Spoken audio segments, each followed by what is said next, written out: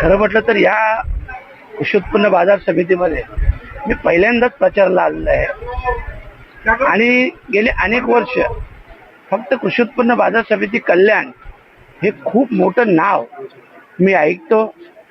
मला वाटतं सगळ्यात मोठी ही बाजार समिती आहे.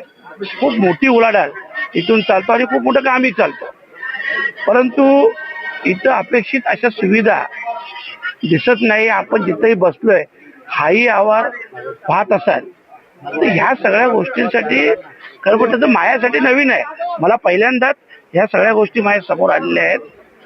ठीक आहे, त्या गोष्टी ते विकास कशा प्रकारे करायचा याविषयी मी नंतर बंड्या साळवी साहेब असतील, आमची शत्रूबाई असतील, यांच्याशी मी चर्चा करेन. परंतु आता जी निवडणूक आहे, मी मतदारांना एवढंच आवाहन करेन की आपण वर्षानुवर्ष हे सगळं पाहतात तर कुठंतरी आपण चुकतोय का आपण बरोबर आहे.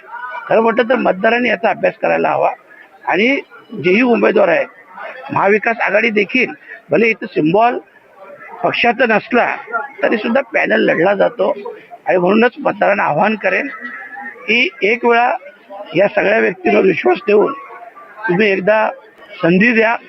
नक्कीच या कृषी उत्पन्न बाजार समितीच्या माध्यमातून चांगलं काम करू अशा प्रकारची मी ग्वाही देतो. ठीक आहे, सत्ता त्यांची होती, सत्ता आमची होती, परंतु परिवर्तन जरी झाले नसेल तरी मी तुम्हाला ग्वाही देतो की येत्या निवडणुकीनंतर आपण पाहाल, भले सत्ता कोणाची येईल काय येईल तो विषय सोडा, परंतु आपण परिवर्तन पाहाल. नाही 10 वर्ष त्यांचेच खासदार होते ना इकडे, त्यांनी कुठे काय फंड दिले 1 रुपया तरी. तर ह्या सगळ्या गोष्टी ज्या व्हायला पाहिजे ऍक्च्युअली झाल्या नाही. आता हे सगळं बोलण्याची वेळ नाही, आता इलेक्शन आहे, निवडणुकीत माझं आव्हान आहे आपण मदत करा. आम्ही देखील नक्कीच या गोष्टीत परिवर्तन करू, बदल करू. बघा आता एकीकडे ते बोलतात एवढी वर्ष आमची सत्ता आहे आणि लगेच विजयाची सभा कुठं, हे आता कोणी सांगू शकत नाही. आणि तुम्हालाही कल्पना आहे मतदार राजा कसा असतो ते, हे फक्त बोलू शकतात कधी जर तशी काय ऍडजस्टमेंट असेल तर, नाही तर असं कोणीही बोलू शकत नाही.